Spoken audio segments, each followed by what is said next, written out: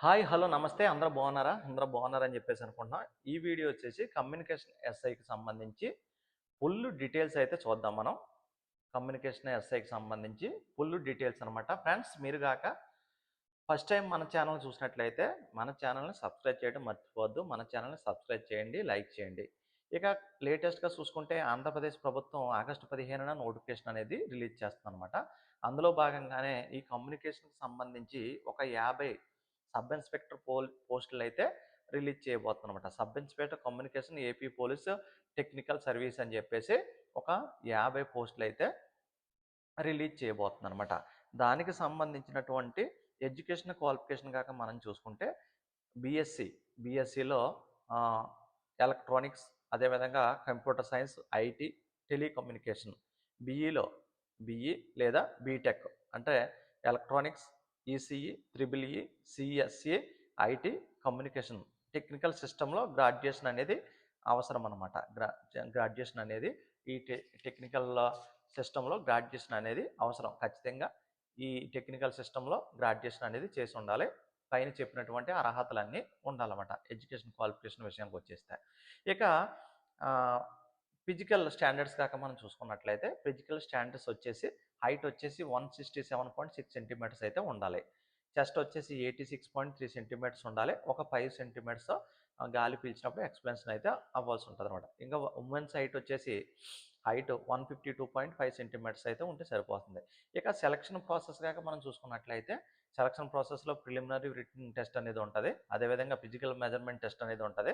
Physical efficiency test అనేది ఉంటుంది. ఫైనల్గా రిటన్ ఎగ్జామ్ అనేది ఉండడం జరుగుతుంది అనమాట. ఈ రిటన్ ఎగ్జామ్ కూడా టెక్నికల్ అండ్ జనరల్ స్టడీస్ మీద ఉంటుంది. తర్వాత డాక్యుమెంట్స్ వెరిఫికేషన్ అయితే ఉండడం జరుగుతుంది. ఇక పోస్ట్ స్వభావం ఎలా ఉంటుంది, వర్క్ ఎలా ఉంటుంది కానీ చూసుకుంటే ఇది సివిల్ ఆర్ లా అండ్ ఆర్డర్కి సంబంధించినటువంటి పోస్ట్ కాదు.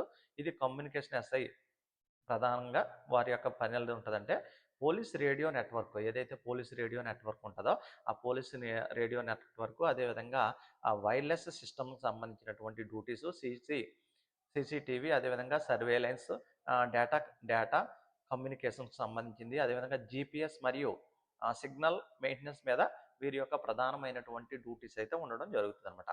ఇక ఇందులో వీరు చేసేటువంటి ప్రధానంగా ఏం చేస్తారంటే పోలీస్ కమ్యూనికేషన్ నెట్వర్క్ని మెయింటైన్ చేయాలి. పోలీస్ కమ్యూనికేషన్ నెట్వర్క్ ఏదైతే ఉంటుందో ఈ పోలీస్ కమ్యూనికేషన్ నెట్వర్క్ అనేది మెయింటెనెన్స్ చేయాలి. ఆ వైర్లెస్ సెట్, అదేవిధంగా బేస్ స్టేషన్స్, రిపీటర్స్ అంటాం కదా, ఆ రిపీటర్స్కి సంబంధించి అదేవిధంగా రిపేర్ చేయడం కానీ ఇది టెస్టింగ్ చేయడం కానీ అటువంటివి చేస్తారు. ఇక టెక్నికల్ టీమ్స్ని సూపర్వైజ్ చేయాలి. టెక్నికల్ టీమ్స్ అయితే ఏవైతే ఉంటాయో వాళ్ళ దగ్గర ఆ టీమ్స్ అంటే కానిస్టేబుల్స్ ఉంటారు కదా, వాళ్ళందరి చేత మెయింటెనెన్స్ చేయాలన్నమాట. వాళ్ళందరినీ కూడా సూపర్వైజ్ చేసుకుంటూ అదేవిధంగా డిస్ట్రిక్ట్ పోలీస్ ఆఫీసర్స్ ఏదైతే ఉన్నారో ఆ డిస్ట్రిక్ట్ పోలీస్ ఆఫీసర్ దగ్గర అదేవిధంగా కంట్రోల్స్ రూమ్స్లో కమ్యూనికేషన్, అదేవిధంగా సిస్టమ్ మేనేజ్మెంట్ చేయడం, పోలీస్ మోడరైజేషన్, అదేవిధంగా ప్రాజెక్ట్స్, అదేవిధంగా టిఎన్ఎస్, టెట్రా, ఈటీసీ మొదలైనటువంటి వాటిలో వీళ్ళు భాగస్వామ్యులుగా ఉంటారు. ఎడ్యుకేషన్ క్వాలిఫికేషన్ మనం చూసేసుకున్నాం బీఎస్సీ. ఈ బీఎస్సీలో ఎలక్ట్రానిక్ మరియు computer science, IT, telecommunication BE లేదా BTech, electronics, ECE, triple E, CSC, IT, communication technical system ఇటువంటి వాటిలో గ్రాడ్యుయేషన్ అనేది అవసరం. అర్హతలు కాక చూసుకుంటే ఏజ్ని కాక మనం చూసుకుంటే సాధారణంగా 21 సంవత్సరాల నుంచి 27 సంవత్సరాలు ఉంటుంది అనమాట. 21 సంవత్సరాల నుంచి 27 సంవత్సరాలు ఉంటుంది. ఎస్సీ ఎస్టీ బీసీ ఎవరైతే ఉంటారో ఎస్సీ ఎస్టీ బీసీ వాళ్ళకి ఒక 5 ఇయర్స్ ఏజ్ రిలాక్సేషన్ అనేది ఉంటుంది. ఫిజికల్ స్టాండర్డ్ సివిల్ ఎస్ఐకి ఎలా ఉంటుందో సేమ్ ఆ సివిల్ ఎస్ఐకి ఉన్నటువంటివి ఉంటాయి. ఏజ్ రిలాక్సేషన్ విషయంలో గవర్నమెంట్ ఏదైనా నిర్ణయం తీసుకుంటే ఈ వయో సడలింపులు అనేవి వాళ్ళకి వర్తించడం జరుగుతుంది అనమాట. ఇది ఇక ఫైనల్ ఎగ్జామ్స్లో 4 పేపర్స్ ఉంటాయి. ఈ 4 పేపర్లో ఇంగ్లీష్ 100 మార్క్స్కి ఉంటుంది. అదేవిధంగా తెలుగు ఇవి డిస్క్రిప్షన్ లెవెల్లో ఉంటాయన్నమాట. ఈ 2 క్వాలిఫై అవ్వాలి. ఆ తర్వాత అర్థమెటిక్ అండ్ రీజనింగ్ థర్డ్ పేపర్లో ఉంటుంది. ఇక ఫోర్త్ పేపర్లో వచ్చేసి టెక్నికల్ పేపర్, అందులో electronics and communications, computer science ఇవి ఉంటాయి అన్నమాట టాపిక్స్. ఇంకా శాలరీ వచ్చేసి ప్రజెంట్ 44,570 రూపాయలు శాలరీ అనమాట. 44,570 రూపాయల నుంచి 1,00,000 15,000 1,27,480 రూపాయలు. 1,27,480 రూపాయలు. మళ్ళీ చెప్తున్నాను, శాలరీ పే స్కేల్ వచ్చేసి వీళ్ళది 44,570. నుంచి 1,27,480 ప్రెజెంట్ ఉంది. ఇది పీఆర్సీ అయితే ఇవి కూడా చాలా మార్పులు జరుగుతాయంట. ఇక పోస్టింగ్స్ ఎక్కడుంటాయి?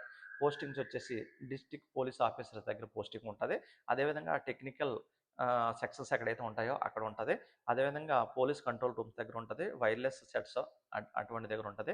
హెడ్ క్వార్టర్స్ ఎక్కడైతే ఉన్నదో మంగళగిరి అటువంటి ఎస్పీ ఆఫీస్ దగ్గర, డీజీపీ ఆఫీసు, సైబర్ కమ్యూనికేషన్ ఇటువంటి దగ్గర డ్యూటీస్ ఉంటాయండి. ఎక్కువగా చూసుకుంటే మనకి మొత్తం కమ్యూనికేషన్ ఎక్కడ ఉంటదంటే ఏజెన్సీ ఏరియాలో ఉండొచ్చు. అదేవిధంగా ఎస్పీ ఆఫీస్‌లో ఉంటది.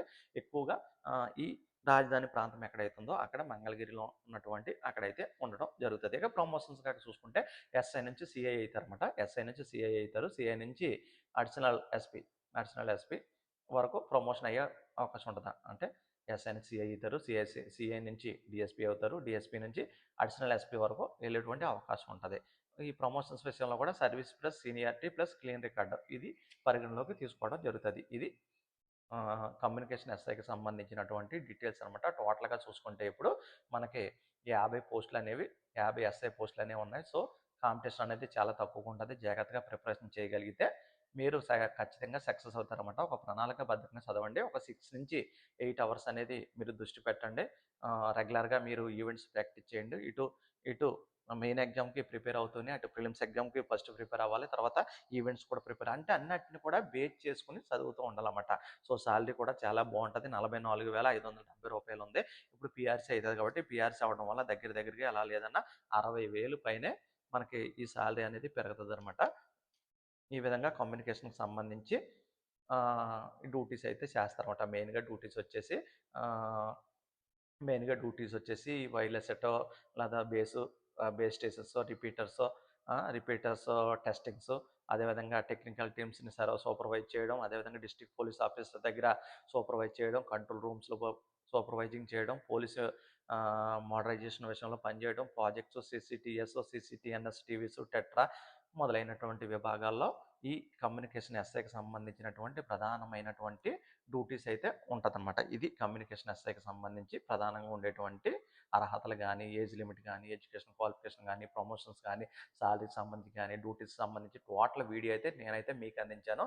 మీరైతే చేయవలసింది ఒకటే మన ఛానెల్‌ని సబ్స్క్రైబ్ చేయండి, లైక్ చేయండి, అనేక మందికి షేర్ చేయండి. మీ సపోర్ట్ అయితే నాకివ్వండి. ఇంకా ఏదైనా డౌట్ ఉంటే నాకైతే కామెంట్ చేయొచ్చు. ఓకేనా? Thank you.